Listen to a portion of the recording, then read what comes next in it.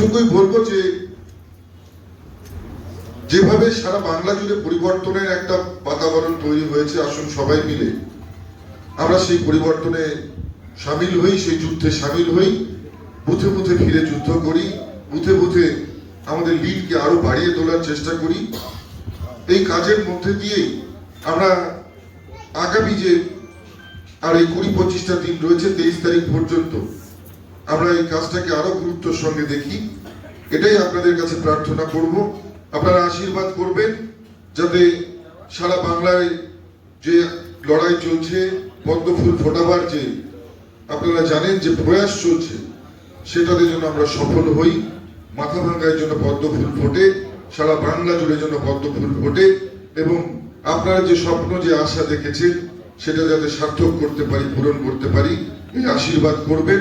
আপনাদের কাছে এই আশীর্বাদ চেয়ে নিয়ে নির্বাচনটা আমাদের জন্য অত্যন্ত গুরুত্বপূর্ণ এবং বুথ লেভেলে গিয়ে আমাদের ডোর টু ডোর ক্যাম্পেইনিং অত্যন্ত গুরুত্বপূর্ণ।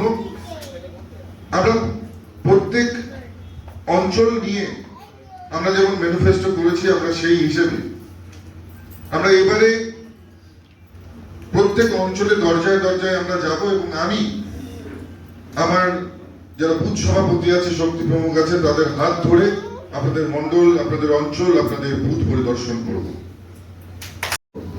জনগণ মন অধিনায়ক জয় হে ভারত ভাগ্য বিধাতা।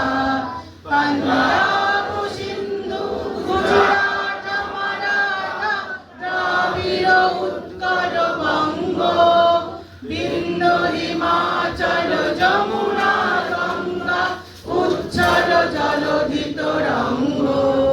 তব শুভ নামে জাগে, তব শুভ আশিস মাগে, গাহে তব জয় গাথা।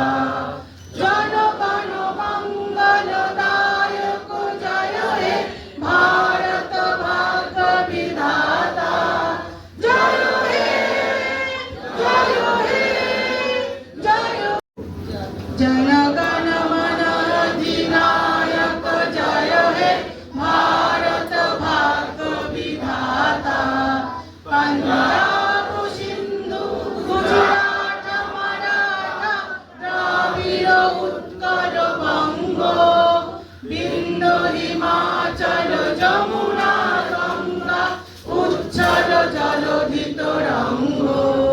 তব শুভ নামে জাগে, তব শুভ আশিস মাগে, গাহে তব জয় গাথা। জনগণ মঙ্গল দায়ক জয় হে ভারত ভাগ্য বিধাতা। জয় হে জয় হে জয়। আপনারা দেখেছেন কোথাও গিয়ে নির্বাচনের অন্যান্য যারা দল রয়েছে বা যারা অন্যান্য প্রার্থী রয়েছে, কেউ নির্বাচনের মেগা ক্যাম্পেইনিং, মেগা র্যালি শুরু করে দিয়েছে।